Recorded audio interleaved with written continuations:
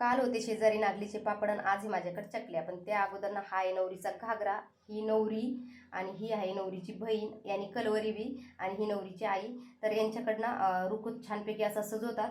लग्नाच्या अगोदरच आमच्याकडे लग्न झाल्यावर दाखवतात. तर हा नवरीचा रुखूत असा सजवतात आणि सर्वांना बघायला बोलवतात. त्यानंतर नवरदेवाकडे पाठवतात. त्याच्यातनं सगळ्यात खास जर म्हणलं नाही भावला भावली होती आणि त्याच्यात खास अजून जर म्हणलं ना त्याच्या अंगावरचे कपडे जे त्या ताईने स्वतः शिवले, खूप छान छान नऊवारी शिवतात त्या.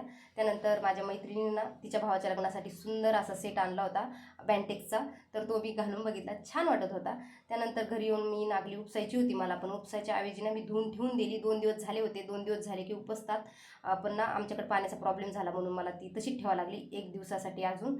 म्हटलं जाऊ द्या, नंतर उपसून घेऊ उद्या, मग पाणी नाही तर मग काय करणार आणि उद्या दिवस वायाला नको जायला, म्हणून म्हटलं चला चकल्याचं करून घेते. चकल्यासाठी काय जास्त पाणी लागत नाही. साबुदाणा भिजू घातला. दुसऱ्या दिवशी सकाळपर्यंत साबुदाणा मस्त फुगला होता. लगेच म्हटलं इथं शिजायला ठेवते.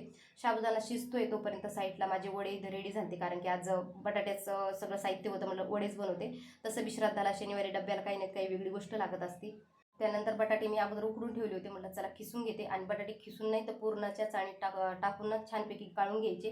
त्यांनी काय होतं माहिती का, आपली चकली करताना गिठुळ्या गाठुळ्या येत नाही आणि सोऱ्यानं मस्त चकल्या पडतात.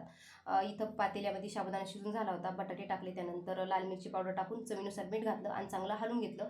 पण गॅसवर एवढं काही जमत नव्हतं आणि चमच्यानं ना ते छान मिक्सच होत नव्हतं. म्हटलं मग घोट्या घेते आणि घोट्यानं चांगलं मिक्स करते, कारण की गरम गरम त्याच्यात हात टाकता येत नाही. घोट्या घेतला आणि चांगलं गरा हलवून घेतलं, छानपैकी मिक्स करून घेतलं होतं. त्यानंतर लगेच मी इथं चकल्या पाडायला घेतल्या आणि आजी होत्या ना समोरच्या, त्या आजी मला भरून देत होत्या आणि मी चकल्या पाडत होते, कारण की सकाळच्या टायमाला सगळ्या ज्या त्या त्यांच्या कामात होत्या.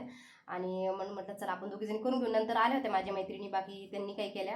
त्यानंतर प्लॅस्टिक उडून नको जायला म्हणून इथं दगड ठेवायच्या ऐवजी ना मी रब्बर लावून दिले आणि बाकी साईडला ठेवून दिलं. त्यानंतर मला बदलायचं होतं, माझं कूलर काल आणलेलं. म्हटलं चला ते जाते आणि कूलर चेंज करून घेऊन येते.